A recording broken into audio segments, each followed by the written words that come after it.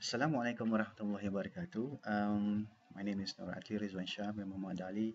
I'm from University of Science Malaysia, from the Faculty of Economics and Muhammad. And today I will be talking about a simple topic about entrepreneurship process and also the entrepreneurship process. Now, um, okay, what is actually entrepreneurial process? Okay, basically entrepreneurial process we have four steps. Okay, it's actually the process of you becoming an entrepreneur, right? That's simple. Okay, and then how we want to become entrepreneur? There are four steps. What would be the steps? The first step is actually we need to decide, okay, whether we want to become an entrepreneur or not. Okay, that's because this is very important. We like to know whether we want to become entrepreneur or not. That's very important because innamal a'malu binniyat, which is simply stating that any actions, okay, must begin with intention. Right. So how do you want to become entrepreneur? Right. So basically, sometimes maybe it comes from your background, your family is an entrepreneur. Maybe your mother or your father, or maybe both of them are entrepreneur. Okay, so from the findings from our research stating that the if your parents are entrepreneurs, more likely that you want to become entrepreneur too. And then if your father is entrepreneur or mother is entrepreneur, it also will reflect on your intention to become entrepreneur. But I'm not stating that if your parents are not okay entrepreneurs that you will not become entrepreneur. Okay, only that the effect, okay, the attention, okay, the support system or the what call it the tracking model is much more significant if your both of your parents are entrepreneurs or one of your parents are entrepreneur. And sometimes also education, okay, knowledge which is being departed from by the universities, by the school system is also very important in actually determining whether you can become entrepreneur or not. Okay, for example, in Malaysia, we have actually conduct what I call it, make it compulsory for all students to enroll in the entrepreneurship subject, okay, in the universities.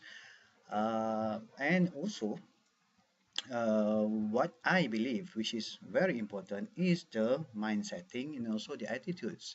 If you can change your mindset and also your attitudes, it is much more easier to become entrepreneur. Because if you look at the Islamic concept, Islamic perspective, okay, the Prophet Muhammad Sallallahu Alaihi Wasallam was an entrepreneur before he was officially, what call it, elected or officially pronounced as the prophet.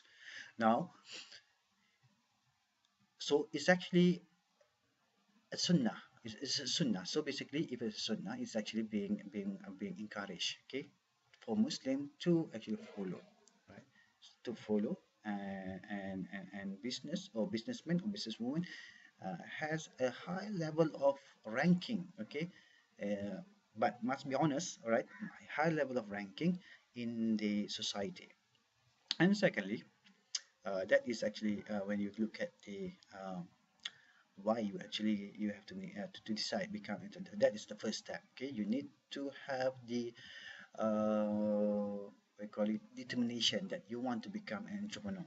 Okay, number two, you have to have ideas. Okay, develop a successful ideas. That is very important. And maybe some of you say that, oh, it's very difficult for me to actually uh, get an idea. I don't have an idea. Blank. So sometimes the idea generation can be done on a systematically. Can be done systematically every day. For example, you just write some few ideas in a small notebook, and then you can do it every day. So you just imagine if you have two ideas a day, okay, two ideas a day, Okay, if you have 100 days, can have 200 ideas. Now it's those now this problem is too many ideas. So how do you want to actually to what I call it to analyze, okay, or to what I call it to select the best ideas that can actually help you to become a successful ideas, a successful entrepreneur. Then after you have the idea, you have to go to step three, because you have ideas but without action you will go nowhere. So the step three is actually moving from idea to an entrepreneurial firm, to make it a reality, to do, to act. Okay, so basically the key word is act, act, act. What? Okay, so very important. So here you have to put, the first step is actually you have to put your idea into writing so that you can see the overall concept of your idea. Then you have to put it in the real world. You have to implement it, right? So for example, ISAP 10 is actually we are actually doing it. Okay, so we put our idea into business plan, okay, and then proposal. Then we try to actually implement it, and you can see the result from our planning.